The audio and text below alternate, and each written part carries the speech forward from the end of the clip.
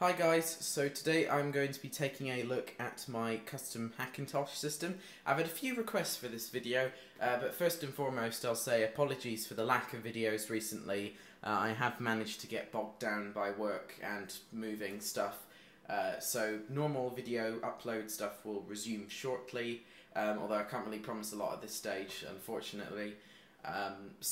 But in the meantime, I'm looking at my Hackintosh system.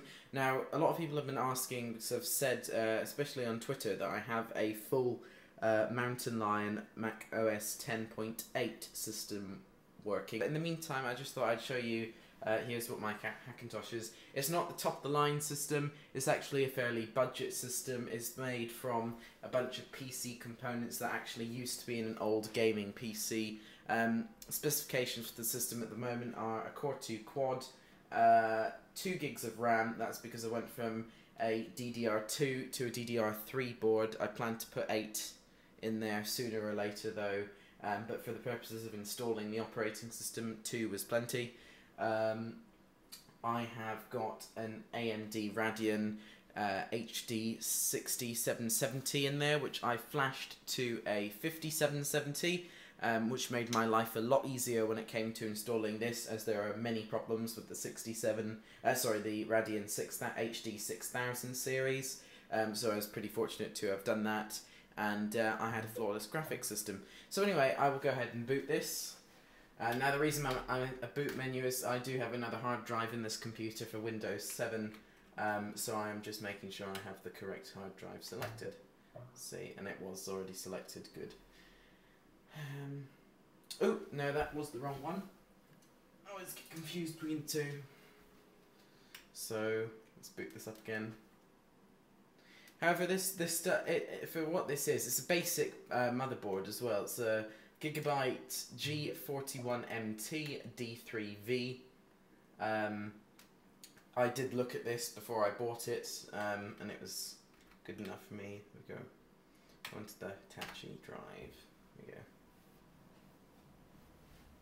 I did get some kernel panics on this previously, but I seem to have managed to have alleviated the issue myself, although, yeah, it seems to be working for the time being. So it's booting into Mountain Lion at the moment. There is the boot screen for it. It's on a hard drive, unfortunately, not an SSD. If it were on an SSD, it would have booted by now. There we go, anyway. So, full graphics acceleration now. Apologies for the Skype coming through in the background.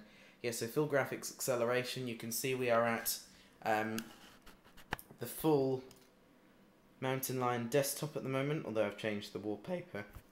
I will move the camera in so you can see some specs, and also refocus it because this is out of focus in this shot.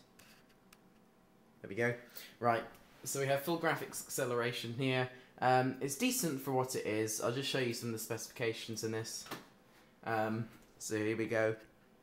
Not sure how well you can read that there, but it thinks it's a Mac Pro. 2 GHz quad-core Intel Xeon. It's actually 2.4 GHz, but I'll have to change that at some point. 2 gigs of 1066 MHz DDR3 RAM. And if we look here, recognise it as an HD 5000. It's just the HD 5000 series. Most important thing is I actually have full graphics acceleration. And the interesting thing is, I would, well, first of all, I'll say I would definitely recommend this card for any Hackintoshing you want to do. I'm using an Asus Radeon 6770, and I flashed that. I grabbed a 5770 ROM, flashed it down to 5770, so it essentially thinks it's a 5770, and because it is, and Apple includes native support for it, it works just like a dream. So that's well, my guiding for graphics anyway. It works for me. There's my display, as you can see. Storage and memory, yes, I have 3 other slots to use, so I will probably at least put 8 in there, perhaps 16 if I should need it. And I will just show you as well. I don't have a Wi-Fi card in this computer, but I do have Ethernet working. I used the LNX to Mac driver for that, which was, again, a very easy install. This has been the least painful installation I've ever had to do.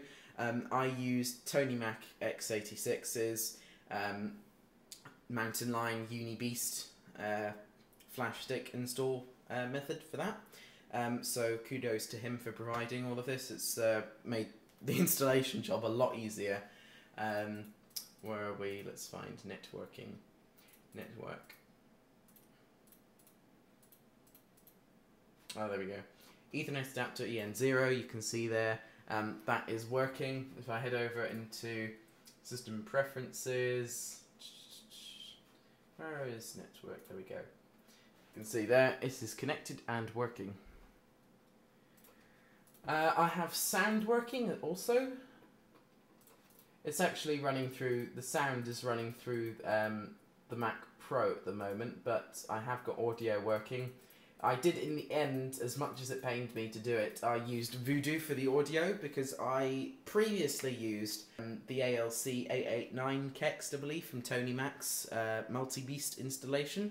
That worked for me on Snow Leopard and Lion, but it did not work in Mountain Lion, so Voodoo was a good play and it worked for me. And I'm even able to actually AirPlay stuff to my... there we go, so it will come up with my Airport Express base station there, so I can AirPlay, and it works just like a normal Mac does. Full graphics acceleration, as I said, see, works like a charm. Everything works. Launchpad, fairly clean installation on here. I haven't really experimented much with it yet, but initial performance is fairly good on this anyway. It's, I would say, the easiest Hackintosh installation I've ever had to do before, especially when I compared it to a laptop, a netbook, the Dell Mini 9, which was, again, very, very easy to do. But this was even easier, actually, because half the stuff on this worked out of the box.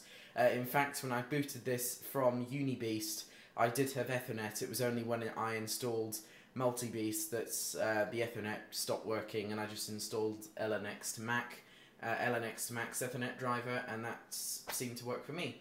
So I've got that there, and in comparison to the Mac Pro I've got there, it seems to work nearly to just about as fast as it on some things. I have done a Geekbench on it. I think the graphics is ever so slightly faster, but that's because I'm using a PC card in the Mac Pro as well, and it doesn't seem to like it as much. I don't know why, but on some things anyway, graphically wise, this will do better.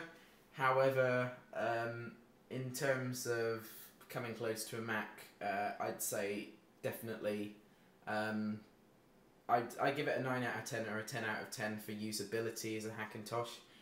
And I mean, I will put a list of the components in the description, but this is just definitely a build that works, and it will probably work for a lot of people as well, because I know there's a lot of people still using Core 2 Hackintosh based systems, Core 2 based Hackintosh systems, and I mainly made this, I think I must have been about 50 quid in total, transforming an old gaming PC into a fully working Hackintosh just by changing motherboard and memory, obviously.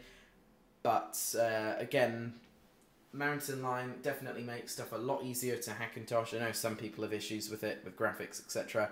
But from the way I've done it, it's definitely a lot easier for me to Hackintosh.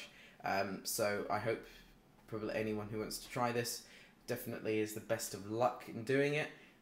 But as I said previously, I used the Tony Mac x86 UniBeast Mountain Lion installer, and I just found the drivers there. I think, in fact, if I come down here, I've still got everything down there. So I used Voodoo, I installed the Kext from that, removed the Apple HDA Kext, and I just used multi-beast with the standard, I'll find it here.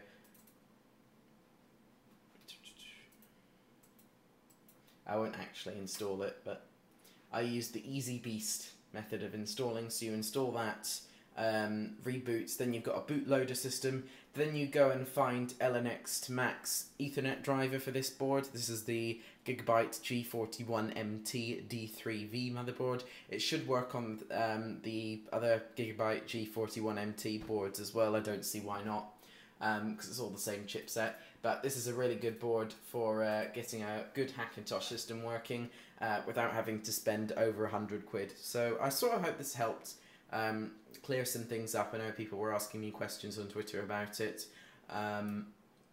But anyway, I hope this has helped, and I will see you hopefully sooner with some more videos, because obviously that's something that's slipped recently, and I understand that.